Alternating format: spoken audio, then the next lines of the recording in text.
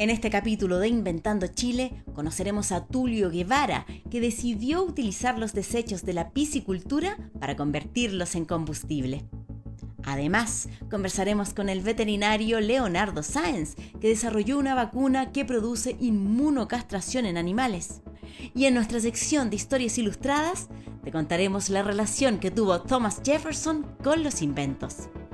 Bienvenidos, aquí comienza Inventando Chile.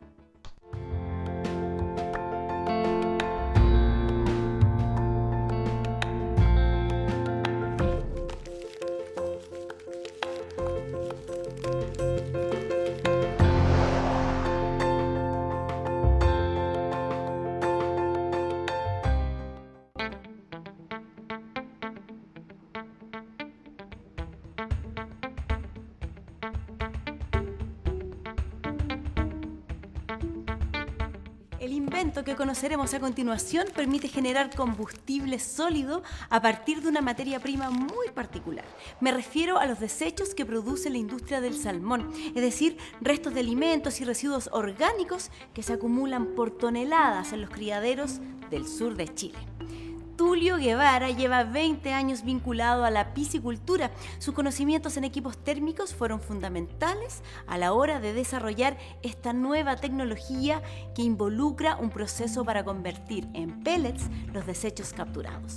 Se trata de un elemento seco, sólido, inerte, estable, manipulable y acopiable de alto poder calorífico.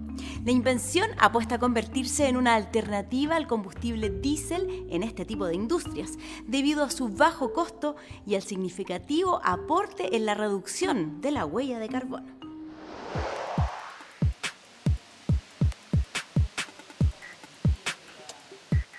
Mi nombre es Tulio Guevara, yo soy gerente y jefe de proyectos de Calormática, una empresa que durante más de 20 años se ha dedicado a abastecer equipos de temperado para las pisciculturas. Yo formo parte de todo este sistema de proveedores de la industria salmonera y en eso hemos hecho una historia bastante larga de conocimiento y de mejoramientos técnicos y de innovación. Y finalmente esto fue llegando a una idea de energías renovables, y ahí nos fuimos acercando a ese tema y empezamos a ver cómo implementar el tema de recuperar algunos de los desechos industriales de esa industria para poder producir energía. Estamos en una piscicultura de caudal abierto, ubicada cerca de Santiago, en la cual hay estanques donde se mantienen los peces confinados con un sistema de recambio de agua en forma permanente. En estos estanques los peces se mantienen y se alimentan hasta cierto tamaño para después ser trasladados al mar y hacer su proceso de engorda, donde finalmente llegan al tamaño adecuado para ser dedicados a una planta, donde se procesan y finalmente exportamos salmón. La invención que vamos a tratar tiene que ver con un residuo que se genera en la piscicultura, que tiene que ver con el lodo que se rescata del agua que ocupan los peces. Este lodo consiste en alimento que los peces no consumen, que normalmente el alimento cae en la superficie de los estanques y los peces están ahí nadando y empiezan a consumirlo. Sin embargo, hay una cantidad de alimento, como un 10%, que hace todo este recorrido hasta el fondo del estanque y los peces no lo capturan nunca y llega al fondo. En este estanque que está sin peces es mucho más fácil visualizar el desagüe que tiene al fondo. Y por ese desagüe es que se elimina el agua en forma constante y se conduce a un sistema de canalización central y después a la planta de tratamiento de aguas. Ese sistema de desagüe une los colectores de todos estos estanques y se conduce hacia una planta de tratamiento de agua. El proceso de obtención de lodo se realiza en esta planta, de las aguas que vienen desde el interior de la piscicultura. Las aguas llegan con alimento a través de unos canales, pasan a un sistema de filtrado y de ese sistema de filtrado se separa todo el sólido que viene flotando y se libera el agua limpia nuevamente hacia los canales que salen al medio natural. La idea es rescatar la mayor cantidad posible de sólidos. Cuando los sólidos llegan a este lugar, se les agrega el polímero mediante una bomba dosificadora, se les hace pasar durante un cierto tiempo por ese serpentín, de forma tal que se mezcle y tenga el tiempo suficiente para asegurar el efecto químico de separación del sólido con el agua. Después se hace llegar a la superficie del estanque, que es un estanque clarificador. Vamos a ver qué pasa ahí ahora.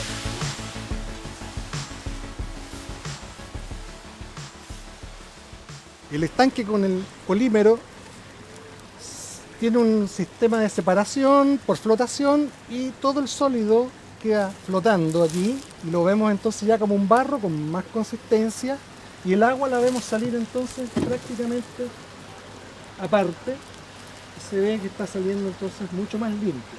Si este barro lo dejáramos salir hacia el medio natural, provocaría entonces un impacto ambiental muy grande. Lo que hay que hacer es separar la mayor cantidad posible de este sólido y ese sólido que es retenido acá se procesa de tal forma de poder enviarlo posteriormente a un vertedero. Ese es el tratamiento que se ha hecho durante todos esos años por este residuo industrial. Finalmente, ese lodo que está separado en el estanque se hace llegar mediante esta bomba de alta presión hacia unas mallas que están al interior de estos filtros. Este es un filtro de prensa de alta presión donde llega el flujo al interior, se va filtrando en unos pañetes y finalmente el agua sale separada absolutamente, limpia y se devuelve entonces al medio natural. Todavía es un barro en descomposición similar a este que vamos a mostrar acá.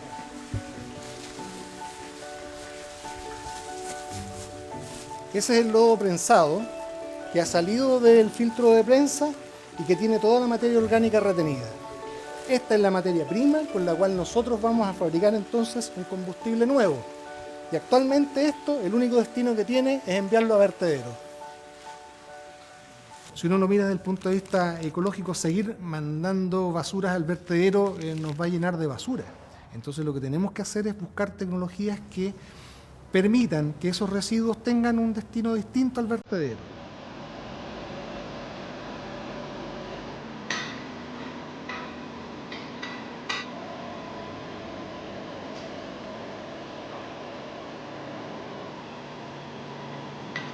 Del lodo que obtuvimos de la piscicultura, vamos a hacer un proceso que es justamente el que hemos registrado como patentable, que es un proceso en el cual ese lodo le damos forma y lo convertimos entonces en un pellet o en escamas, ¿ya? O pueden ser gránulos también. El pellet es muy similar a los pellets de madera, ¿ya? De tamaño adecuado para que se quemen en un hogar normalmente diseñado para este tipo de combustibles. Las escamas se obtienen por un proceso también de secado y conformado, y la particularidad entre una y otra es que esta tiene más masa y demora un poco más en encender, pero finalmente también da más llama durante más tiempo. Esta es de consumo más rápido, esta es de consumo más lento.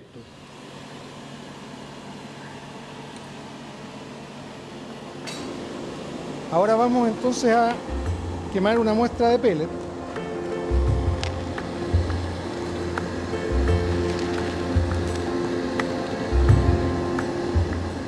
En la piscicultura, para que esos peces estén mejor, se ocupan calderas, que actualmente utilizan combustibles fósiles. La idea entonces es poder generar más agua caliente en base a este combustible nuevo, ¿ya? Y que es de CO2 neutro, y mejorar la eficiencia productiva de las pisciculturas. Por lo tanto, ahí mismo se cierra el círculo. Ahora, sin embargo, yo lo patenté solamente para Chile. Y dejo abierta entonces la puerta de que también se pueda copiar, porque toda la información que uno patenta queda disponible para que se pueda hacer en otros países. Y eso tiene un doble propósito. Primero, que yo aseguro que acá voy a poder tener algún privilegio respecto de lo que yo desarrollé. Es una cuestión personal. Sin embargo, estás haciendo un aporte al mundo en el sentido de que otros podrían utilizarlo y quizás desarrollarlo mejor, partiendo de esa idea, desarrollarlo mejor y que eso venga de vuelta. Y en este tema de la energía renovable hemos encontrado que hay muchas fuentes de energía que están disponibles, muchas materias primas que actualmente son desechos y que se están destinando finalmente nada más que al vertedero porque no hay un proceso, una tecnología adecuada para poder obtener de ellos la energía que contienen.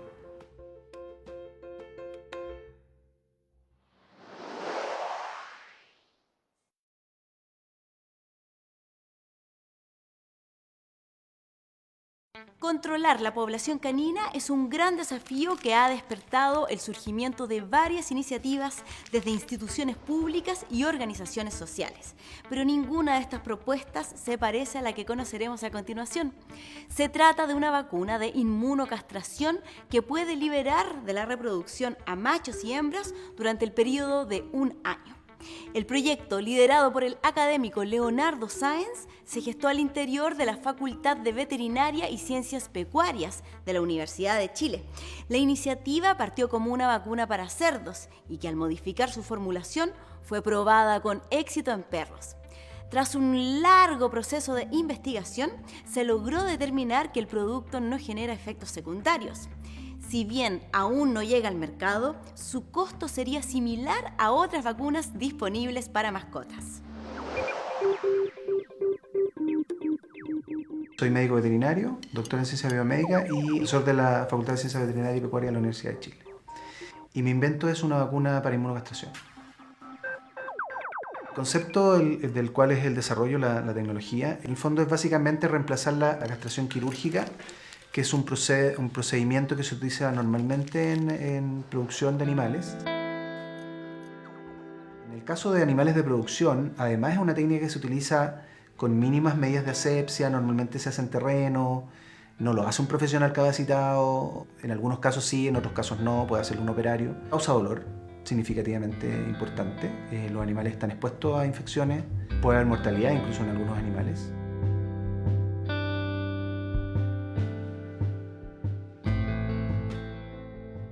Por ahí nació la idea de empezar a investigar el tema, a ver qué es lo que estaba desarrollándose, qué era lo que había en el estado del arte. Y había algunas alternativas patentadas, una vacuna que ya se estaba comercializando de una farmacéutica importante, solamente una a nivel mundial. Y por ahí partió la necesidad de generar algún cambio significativo, una mejora, digamos, de un producto que pueda ser más fácil de utilizar, que podía ser más fácil de administrar, que tuviera un efecto en diferentes especies, no solamente en cerdos como era la vacuna comercial que había, sino que en otras especies como el perro o los bovinos, en este caso también los toros. La patente presentada en Chile y en Europa fue la molécula, la secuencia genética, la secuencia proteica y el método de producción de la vacuna. La vacuna es un preparado que lo que hace es estimular al animal para que produzca anticuerpos, ¿ya? Eso es lo que hacen todas las vacunas. Pero en este caso los anticuerpos que se producen se unen a una hormona endógena, a una hormona propia del animal. Esa hormona es la que controla la reproducción. Entonces los anticuerpos cuando se unen a la hormona bloquean la capacidad que tiene esta hormona de estimular la reproducción. Entonces se produce el concepto de castración. No es anticoncepción. La anticoncepción está relacionada con evitar la fecundación, pero los animales van a tener ciclo, van a tener igual actividad reproductiva. En este caso no, porque como no están las hormonas, no hay actividad reproductiva, no hay ciclo de los animales, entonces la conducta además disminuye.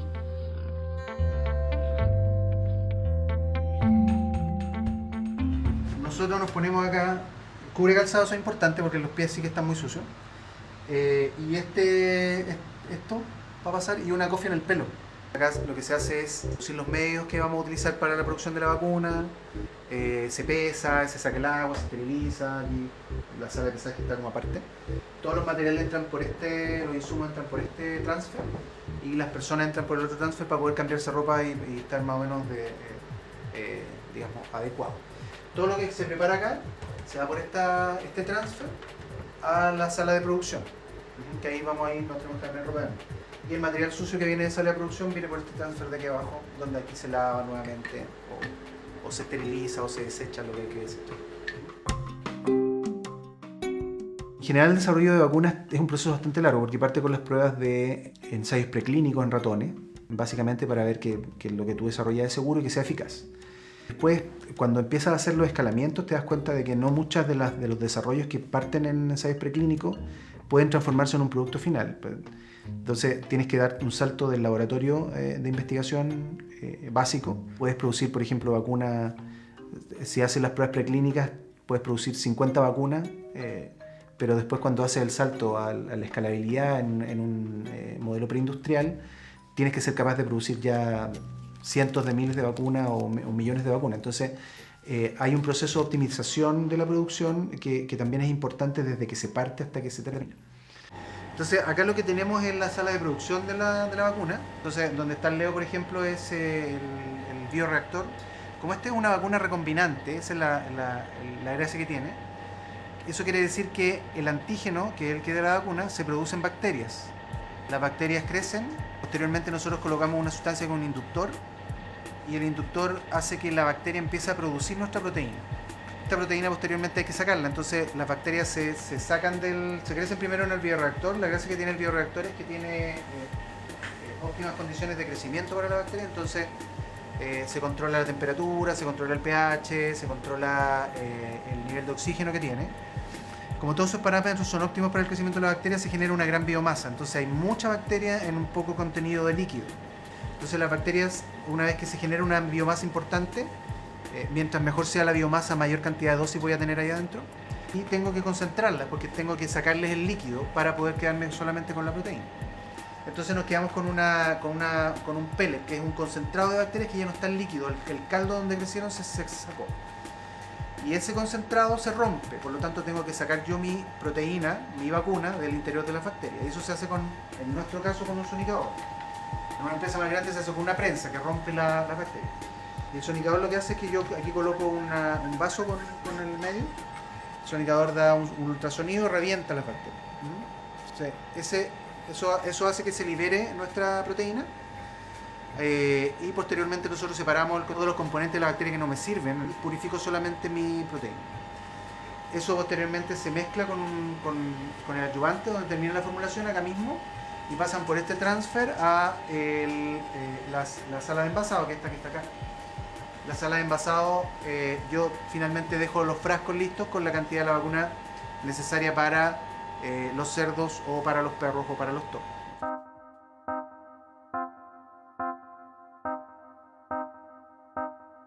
En cerdos, por ejemplo, se utiliza la castración quirúrgica porque los cerdos machos, cuando llegan a la pubertad, secretan dos ferormonas que se depositan en la grasa y al cocinarla genera un mal olor y un mal sabor.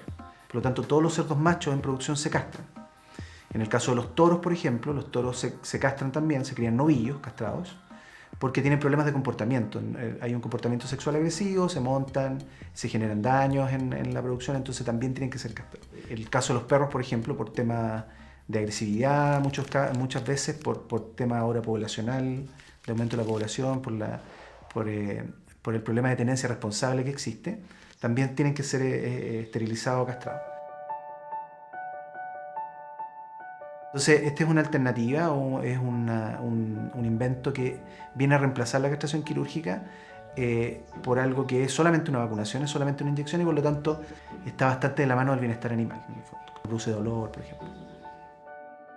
De hecho, ese es como el lado más social que tiene el proyecto. Probablemente sea una vacuna que si efectivamente puede ayudar al tema del control poblacional, se pueda distribuir a las municipalidades para que las municipalidades hagan uso de ella o en algún plan gubernamental.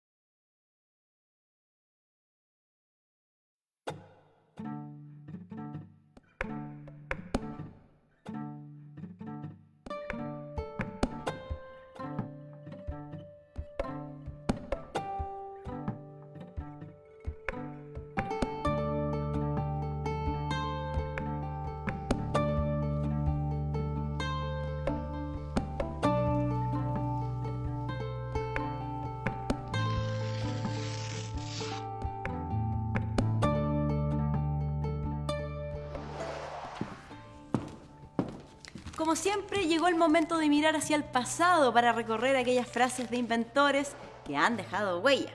Como por ejemplo esta, que dice así: si le hubiera preguntado a la gente qué quieren, me habrían dicho que un caballo más rápido. El autor de esta frase fue Henry Ford, fundador de la compañía Ford Motor Company, y a quien se le atribuyen 160 patentes de invención. Uno de sus principales hitos fue el desarrollo del Ford T, que revolucionó la industria automotriz en Estados Unidos. El modelo presentaba varias innovaciones. Todo el motor y la transmisión iban cerrados, los 4 cilindros estaban encajados en un sólido bloque y la suspensión funcionaba mediante 2 muelles semielípticos. Pero si de patentes norteamericanas se trata, en la siguiente cápsula conocemos a uno de los precursores del sistema de protección de la propiedad industrial en ese país, que terminaría por convertirse en un verdadero ícono. Thomas Jefferson pasó a la historia de Estados Unidos por ser el tercer presidente de esa nación, un cargo que ocupó entre 1801 y 1809. De hecho, se le considera como uno de los padres fundadores. Pero su relación con los inventos fue mucho más allá. Fue el encargado del análisis de las primeras solicitudes de patentes en ese país, una labor que asumió luego que se aprobara la primera ley de patentes moderna de Norteamérica, conocida como Patent Act. Pero no solo será recordado como un líder político, ya que también fue horticultor, arquitecto, arqueólogo, paleontólogo, músico e inventor. No muchos saben que Jefferson inventó pequeños dispositivos prácticos, entre ellos soportes para libros rotativos en colaboración con Charles Wilson. También desarrolló una serie de mejoras en la prueba del polígrafo, una máquina para hacer macarrones y hasta una silla giratoria. Y así llegamos al final de este capítulo de Inventando Chile. Nos encontramos en una próxima edición.